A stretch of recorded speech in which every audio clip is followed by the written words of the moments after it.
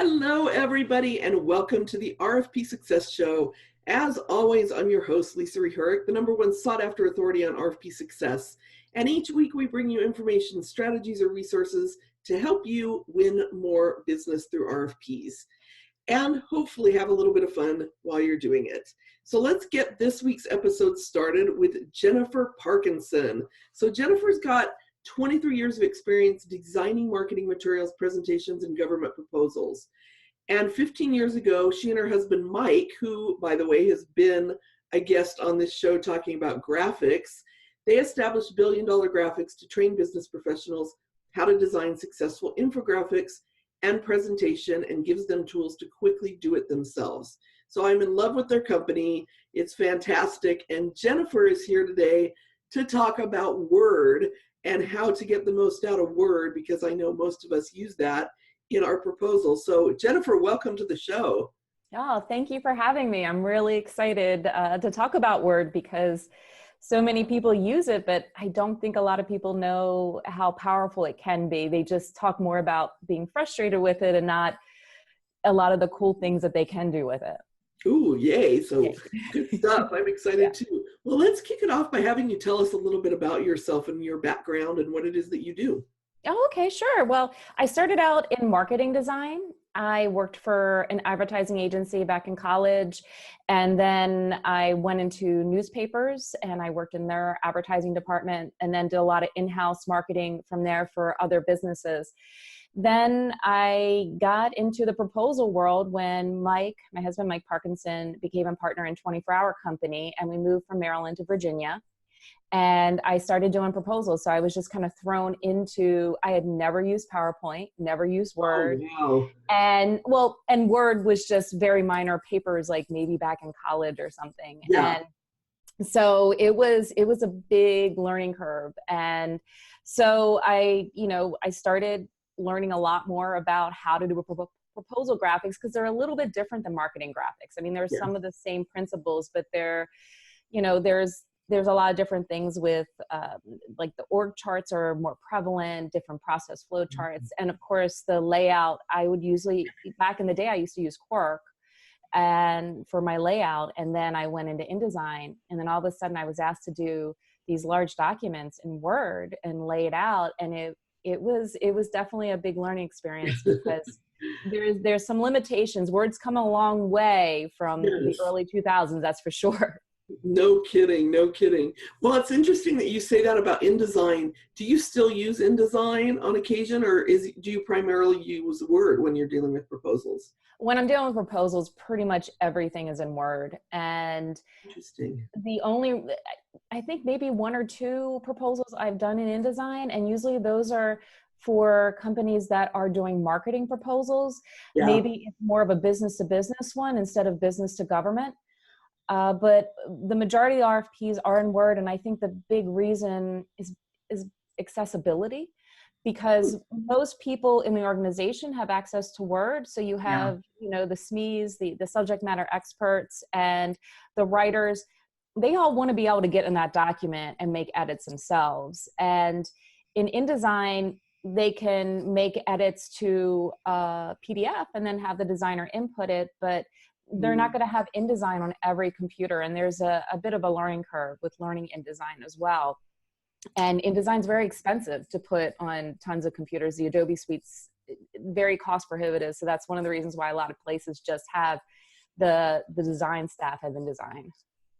Yeah, it's interesting. Is InDesign a little bit more of a graphics program versus a text program? Is that why you say you do it mostly for the business to business, like the commercial side of things? Exactly. If you want graphically robust layouts, so like, for example, if you're going to have one page that is a 1 column, and then the next page is going to be 2 columns with a big photo at the very top that's taking up 1/4 of the page, and then the next page is going to be 1 column with a large graphic picture or representation on the right-hand side. Like when you're flipping different types of layouts, when you have lots of different types of graphics that are, different types of text wraps and things like that, InDesign is great, because when you try to do something like that in Word, it will crash. Right. And I've actually had to dissuade some clients who were doing, even some marketing documents that were several pages long. And when, several pages, meaning like, 10 or 20 pages long with different types of layout styles across those pages. Because once you start putting section breaks in Word, which is one of the only ways that you really can go from one page having a 1-column spread to the Yes. next page having a 2 or 3-column spread, you need to put like a section break there to show 2 different page styles. And Word starts getting finicky when you put too many of those in. Oh, Whereas InDesign, you can have, it still crashes on occasion, but you can definitely have lots of different page styles. And it's not as hard to flow things from one page to another when you have various columns and graphics and all, and text flows. And you can also do a lot more with graphics in InDesign too. You can actually create graphics in there, and you can also take, because Adobe Illustrator is part of the InDesign suite, the Adobe suite with InDesign, you can copy and paste things from Illustrator into InDesign. So it makes it really easy to bring in logos and recolor things in InDesign too, than it is for Word. interesting. Yeah, I've had just a couple of prospects over the years ask me if we use InDesign, and I'm like, nope. And I've lost a couple of clients over it, but it's just not our forte. Getting into that much design work, to me, that's giving them to somebody like you guys to handle that piece. So you said you gave actually a great tip in there on Word that I want to circle back to real quick just to make sure the listeners caught that.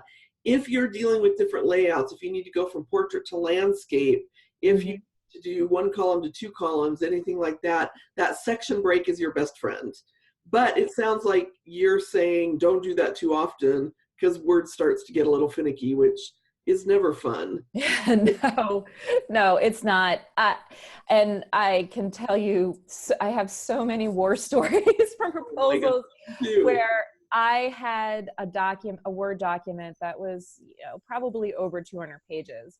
And we were constantly going from it because the authors were trying to save pages. And so when some proposals will say, okay, a tabloid size page will count as 1 page. And so you'll have like maybe about 20 pages that are 8.5 by 11 portrait. And then all of a sudden we'll have like 3 or 4 tabloid size pages where they're taking a graphic and, or a table, and they're forcing all their information into that table or that graphic to try to save pages, because, you on a 11 by 17, that's equivalent to, a couple pages of text, but if it's counted as 1 page. So we would have authors try to be creative like that, especially when you have page restricted proposals.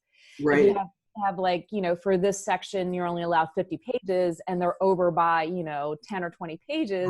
This sounds really, and I've been there, this sounds really good. But then what happens is that when you're going from a few portrait pages, 8.5 by 11, then you throw in a couple tabloids, then you go back to portrait and then back to tabloids. And I think the newer version of Word is a little bit better, but it does start to get a little finicky. And then heaven forbid you have somebody go in there and delete your section break.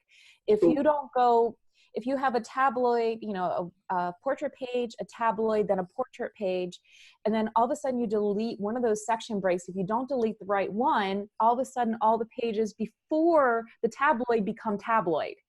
And then you have to reset. So sometimes you have to go in and reformat the tabloid page if you're going to delete the tabloid page, because that's one of the problems too. Right. I decided I don't want the tabloid page anymore. And you go to delete it, it reformats everything either before or after into tabloid. And so then that causes Word to explode. So basically you just change the setting in it before you delete the page. And is that what you're saying? So change the setting. Okay. Yeah, I'll go in just to make sure that I don't, screw anything up. I'll go, if they say we're going to get rid of this tabloid page, I'll go into that tabloid page, delete the graphic or the table that's big, and then I'll reformat that section exactly like the sections that come before and after, so that when I delete that section break in case I delete the wrong one, it will format fine. It won't change my formatting anywhere. So Perfect. Yeah, no, that's a great tip because that happens to me all the time too. Is like I'll delete the section break and then I have to undo, and yeah, uh, yeah. And sometimes you forget too that, not only when you put a section break in there, do you have this tabloid size page, but you also are changing the header and footer. So, yeah. even if it's tabloid or if it's landscape, all of a sudden you have this header and footer that are formatted for a portrait page. Now you have to reformat and make them longer for a tabloid or a landscape page. And if you delete that section break, all of a sudden all your footers and headers are all wonky. So Oh, yeah. And that's a great tip too, because I always forget to do that. Like yeah, I'll go and do a landscape page and then I forget to reformat it until it gets printed and it's going into production. I'm like, I that looks know. horrible. And That's happened to me get too. printed and you notice, yeah. So that's another great tip is I love that. Like reformat the page before you delete the section break. And that includes the header and footer. And the other tip was make sure your header and footer match the size of your page, whatever you do with it. So love it, love it, love it. Yeah. All right, so that's one of the questions I wanted to ask you is because we tend to, especially in government proposals, be working with big, huge, documents, 100 pages, 200 pages. I just had one that was 300 pages. I'm working with a client right now who's expecting it to be 500. Yuck, yuck, yuck. I know. If you guys can't see us, but Jennifer's rolling her eyes and shaking her head because we know how brutal those are. But do you have any advice for when we're working with those extra large documents? What are some of the pitfalls that people should watch out for in Word? Other than we've already talked about some. Anything else? Well, one of the things I like to do, if it's possible, so some RFPs will require that if you need to do it electronically, sometimes they'll allow you to submit it as a PDF, which I like. Yes. Because if they want it all in a Word document, like 500 pages in a Word document, that scares me so much because there's so much that can go wrong. I agree. And especially because near the end, a lot of times you end up copy and pasting. So you might have like several different files, because usually when I'm working with a document that large, if we have, we have the executive summary, we have the technical, we have the price. And if all those are being rolled into one document, usually all those sections are worked on by different authors. And so you're not going to be sending the whole file to all these authors. So usually I send the executive summary to one set, the technical to another, and the price goes to another set of authors. And then those are all rolled into one. But the problem is that if the RFP requires you to do it in Word, which I cringe, is because at the end, if I have to roll everything in one and everybody's using different computers, sometimes people put things in there that end up screwing up the format and causing some reflow issues. So one of the good things is if it is going to be done in a PDF format, because a lot of times, again, like with a 500-page document, I prefer to have it broken up into sections. Yeah. Then at least I can manage each section, and then as I get them back from the author, integrate the changes and double check the formatting. It's so much easier to double check and fix formatting and flow in smaller documents, because if you have a 500-page document and then all of a sudden on page 20 they deleted like 5 paragraphs of text or a couple paragraphs of text or inserted, all of a sudden you have a reflow throughout all those pages that come after. That's so true, right? And so that is a nightmare. So I love when RFPs either are honestly going to be printed, or the way I prefer is PDF, because then I can keep the documents separate and then I can export as a PDF and then take all the PDF and integrate it into one document without causing any flow issues.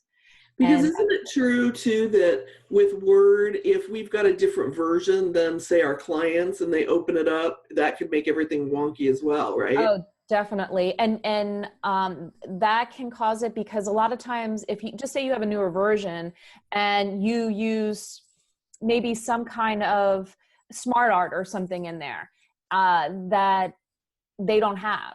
So you decided that you're going to put in, you know, a really cool flow chart, and you just, I'll just do it in Word. It's a real easy 3 boxes. We'll just throw it in there and style it.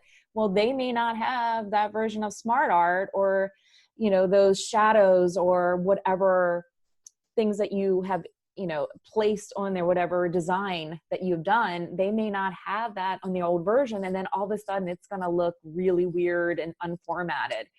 And the other problem too, which I found, is that there's a difference between Mac and PC. So I work on a Mac.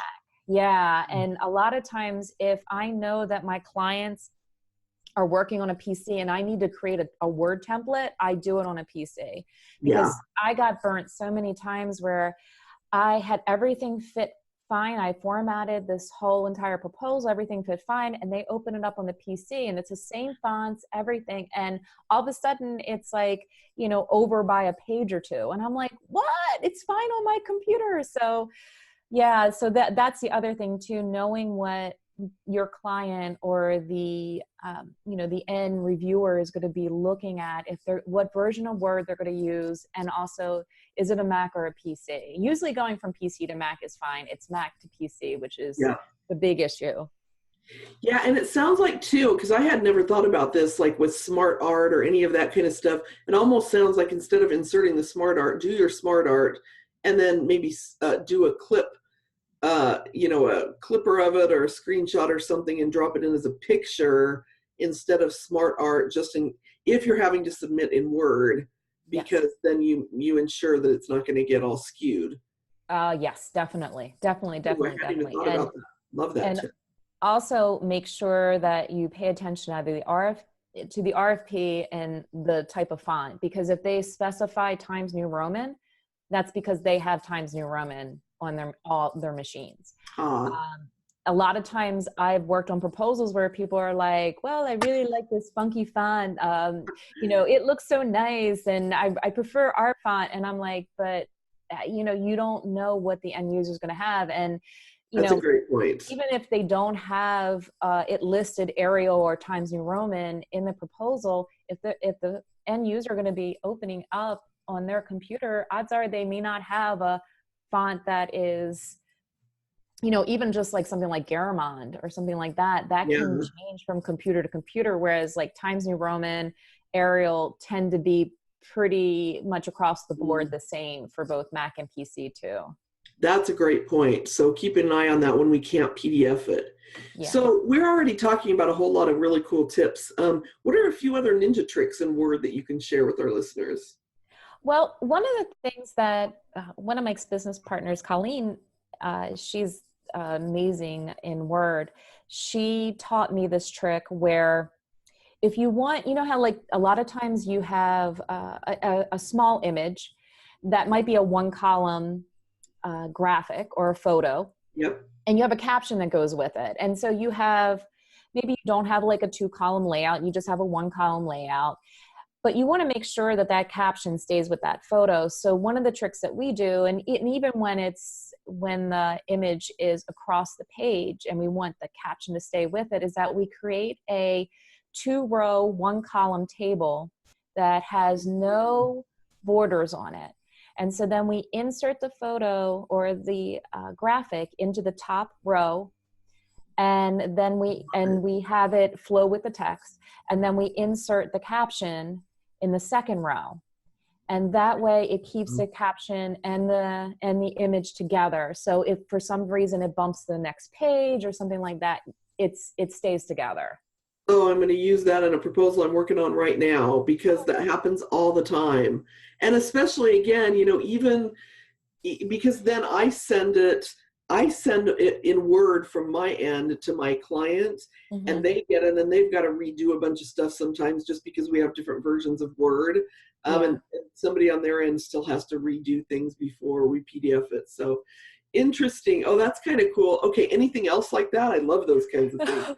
Well, and just make sure with the table, if you do a 1-column table and you know, it's a small graphic, and so it only takes up a small portion of the page, and you have a 1-column text, then make sure that you do the table properties so that it wraps the text around the table. So that way it'll wrap the text around, your image and your caption that are inside that table. So you can wrap text around a table. You just have to go into properties when you have people selected and hit wrap text. And what does that do? It wraps the text around the table. So that way, when you have the image and the caption inside the table, you can move it so that it's like in the corner of your layout, and that the rest of the body text will wrap around it. Oh, I gotcha. Okay. Yeah. Yeah. Perfect. And then one of the things, there's a couple things that I like to do, which I like to remind people, which is not necessarily a hidden trick, but people don't use styles, which blows my mind, because I think ever. Ever. I never, ever. You know why? I think I'm intimidated by them, right? And I'm excited. I'm like, oh, cool. What is she going to tell me that's going to get me excited about using style? Oh, good. I'm glad now I can tell you about this. So styles are actually surprisingly easy to use. And this is how you can get your feet wet with styles. And so you can start out slow. Bring up the style pane when you're working in your next layout. Bring up the style pane, and just say you create we'll start out with a header. You're going to create a header. You're going to make it all caps, 18-point header, and Times New Roman. And you're going to create that and select it. Go into your style pane, hit New Style, and it will take whatever you have there, your leading, the size, the font, everything that you have in there, and it will create a new style from your selection.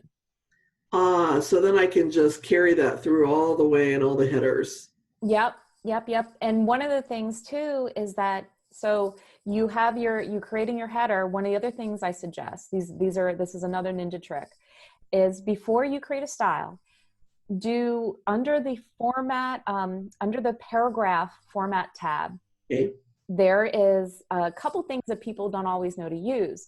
There is something called before and after. So not only do you have spacing like double and single and 1.5 line spacing, but for headings in particular, I like to use like 5 or 6 point spacing before or after. So that way it causes the text before it causes it to go down a little bit more from the text before. And I can have a smaller space between it and the following text. So you know that this is the text that follows, it belongs to that heading. So instead of putting in a full line break, it just gives a little bit of a space. Yeah. So play with that. So we're going to highlight our heading 1. We're going to create all caps. We're going to do Times New Roman bold. We're going to do 18 point. We're going to do 12 point before and 6 point after. Okay. And just see what that does. Now, nice.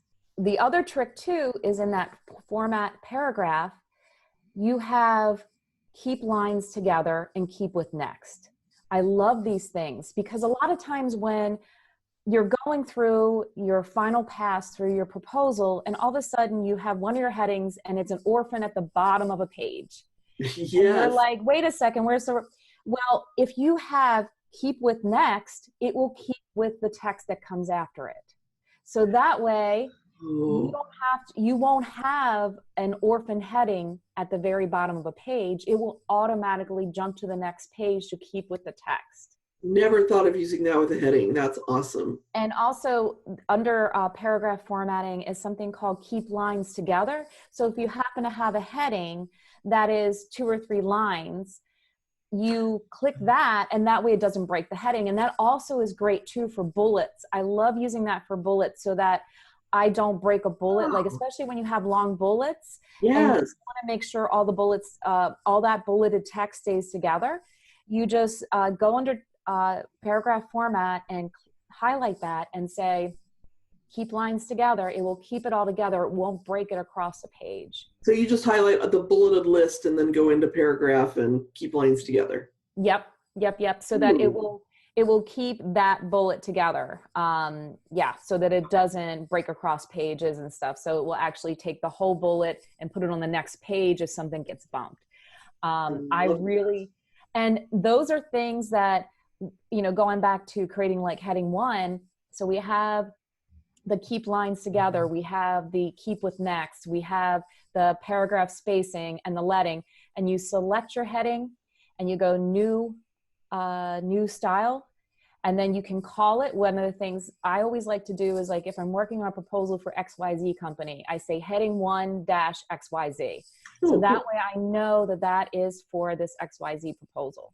And anybody that picks it up after knows that that's the heading for this XYZ proposal. So, and that is how easy it is to create a style. That's really cool. And so if I transfer that then to somebody else, will that style show up for them, or will it be formatted? It will show up for them. Okay. It will. And one of the great things too about doing styles like that is just say, at the end of the day, you guys realize, like, oh my goodness, our proposal needs to be 20 pages. It's at 21 and we're going over by, you know, maybe a half a paragraph. We can't cut anymore. You can actually go into styles and play around with the spacing. So if I formatted all my headings the same, if I formatted all my body text the same, I can then go into modify a style and take out a little bit of that paragraph spacing, take out a little bit of the leading, like fix it there, and it'll fix it throughout as long as everything's formatted the same. And that way you're not going through on each page and trying to tweak things. So that has saved me. You keep using the term leading. What does that mean? Oh, okay. So leading is essentially single space, double space. It's the line spacing. So like when you have body text, you know, paragraph of text, you might do double spacing or you might do single spacing. That's called leading. It's the space between the lines.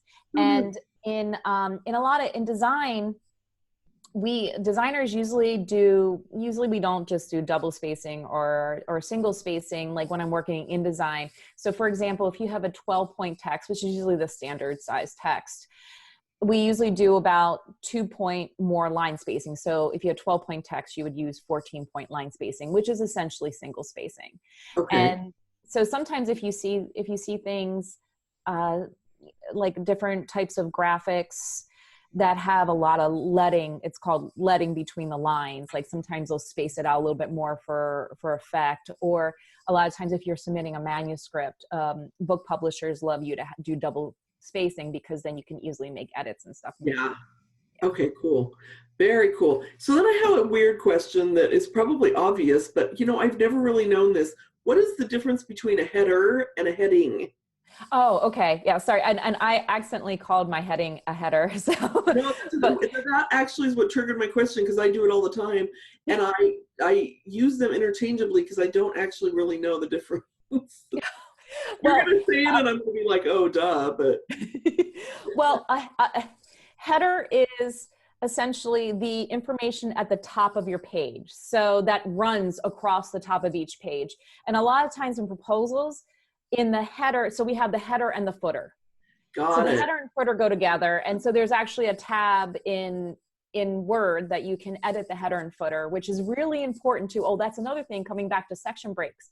When you do section break next page and you want to use like a different style header or footer, you need to make sure that in the header and footer tab, you click off same as before, same as previous.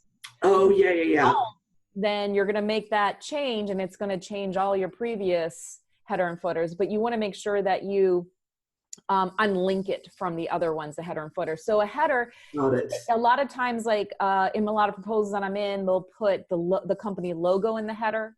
They'll put like a line up there, like maybe a little graphic embellishment. Sometimes we'll put the proposal date or the RFP number up there in the header. And then the footer is generally where I put the page number and also the date or sometimes the RFP. But generally the header, we use a lot of times for logos and for, you know, to brand it. And then the heading, a heading is usually like heading 1, heading 2, heading 3. So it's different levels. So you'll have like a section heading that is like executive summary. And then the next heading down from that. So, you know, you'll have like executive summary would be like in all caps, 18 point. And then the next level heading would be maybe bold in about 16 point, like a few size is smaller. And that would be like, why us? And then Yes. paragraph of text. And then maybe under why us, we have another heading that this is, this is our history, that kind of stuff that goes Right. under why us. But yeah, so the headings are, before the paragraph. Well, and it's funny because all the listeners are probably like, that's really basic stuff, Lisa. But it's kind of funny, like when I knew it was going to be really obvious, but it's so funny because I tend to go back and forth with those and use them interchangeably. And when you said it, I'm like, and I knew I was going to be like, duh. So maybe there's one or two listeners out there that were like me and a little. So thank you for the clarification. Sure. Oh my gosh. Okay, so what are some good tricks for using the review tool? Right. So like, when we're collaborating on documents and I've got 6 different writers writing things and they're using track changes and people are putting notes in there and it can get really messy. Do you have any good tricks for using that review tool? One of the things, and I wanted to look this up because when I worked on some proposals, I thought this was incredibly helpful. And before I was talking to you, because I don't use it that often, Okay. but it's been about a year since I had to use it. But under preferences, under tracking, under the tracking section, there is an area where you can set up color codes for different reviewers. Ooh. Well, So that way, John is blue, Mary's red, Steve's magenta. So that way, you have all these different colors that can at least help. And a lot of times, like if you mouse over something, it a lot of times will say, that Lisa made this change or Lisa did this comment. A lot of times, especially in the comments, it'll say who made them, which is really important because especially I've had it where I made a change and then somebody came back to me and was like, why did you make that change? And I'm like, well, John over there told me to do it, But that is one of the things. I also, that's a great idea. Real quick, so if I make those assignments on my computer and I send those out to people, it will be in that document. And so it should in theory. That is the way I understand it. And based on what I looked under preferences, that you can change it. And it's possible that when people send you the document, you might be able to assign it yourself. Ooh. So that it recognizes that there are different reviewers that commented, and then That's a great idea. Yeah. Thank you. Yeah, it's something I need to play around with too, because I keep, like I said, I feel like I'm always learning with Word. There's always something new that I did not even realize because I may not use it as often as other people. So I agree. And one of the things that my SMEs, or as we call them, subject matter experts, or whatever, everybody is challenged with the big crash, right? Like, oh my God, I was working on this till like 2:00 in the morning and then Word crashed and I lost all my edits. So any cool tips or tricks to avoid the crash? Well, a couple things. One is, again, under preferences in Word, there is a way to make sure that you have your autosave clicked on in preferences. There's also, when I was in there, because I was double checking my preferences to make sure I had everything set up, I realized there's also an option to save a backup copy. And you can say how often you want it to save a backup copy. So you can do like every 5 minutes, every 10 minutes, 15. And so I think that would be then, if Word crashes, if it crashed like 5 minutes after you saved, it will bring up from 5 minutes ago, it would be your recovery document. Okay. And so you can go into preferences and say, I want to save a backup copy, however many, minutes. Yeah. And I thought that was really important. One of the other things I usually do is that, because I've had it, especially if I'm working on a large document, again, with the section breaks and lots of tables and things like that, I have been burnt so many times that I end up saving the document as a new version. So maybe about every 20 or 30 minutes, I will save version 1. Then I'll say, like 30 minutes later, I'll say version 2. Because so many times I've had it where it totally crashed on me, and then I got the recovery document, and the recovery document still had the error or some kind of issue that was causing it to crash. So I find that if I just save it every half hour or, hour as a new version, I mitigate more that way. Sometimes too, if I'm on version 5 and I go back to version 4 and version 4 is still, crashing on me, I might have to go back to version 2, and then I can at least maybe even pinpoint, like, oh, when I copied and pasted Steve's edits, that's what's causing the crash. And so that way, sometimes I can narrow it down to the issue when I save multiple versions. That's a really great idea, because it is kind of funny how quirky Word is, and we can copy something in from somebody else and it causes all sorts of problems. I also love when you said something at the beginning of the call where you break the document up so you don't have everything at once. And I think when I send it out to writers, to just send them their section, and then they probably have less of an opportunity is probably not the right word, for crashing, because they're not working in as big of a document. Yeah. So I like that idea as well, even from a crashing perspective. Yeah, good stuff. Oh my gosh, Jennifer, this has been really, really helpful. I've gotten a whole bunch of tips. I know the listeners have too. So thank you, thank you, thank you. So how can people learn more about you or get in touch with you if they want to chat with you some more? Oh, sure.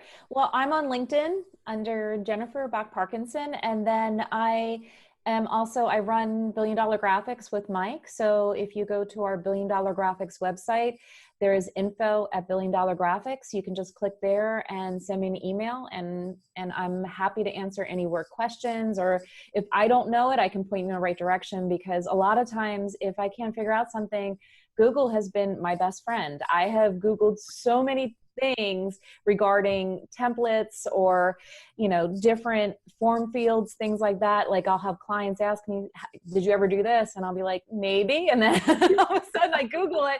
And so there are people who are amazing with their time. And there's a lot of great YouTube videos that give you step-by-step, even one on how to use styles too. If you're still a little freaked out, you can go on YouTube and see and do step-by-step to learn. It's really great. The internet can be really awesome. What did we do before Google? I mean, honestly, I Google all the time too, and YouTube videos. Oh my gosh. Yes, it's so helpful. Yes. And she mentioned $1 Billion Graphics. I'm going to do a little shameless plug here. $1 Billion Graphics they have, I don't know if it's called a plugin or what, but you can use it in PowerPoint, and I think it's like $99. Is that right? Yes. Mm-hmm. Yeah. I mean, really low cost for what you get, and you get a gazillion different graphics. It's so amazing. So you should go check it out, $1 Billion Graphics. But all of her contact information and all of that will be in the show notes. So make sure you check that out. And to my listeners, thank you for listening. As always, we appreciate you. If you haven't given us a review, please give us a review. We really appreciate that so very much. And again, you've been listening to the RFP Success Show, and we look forward to seeing you back here again next week. Thanks, everybody. Thank you.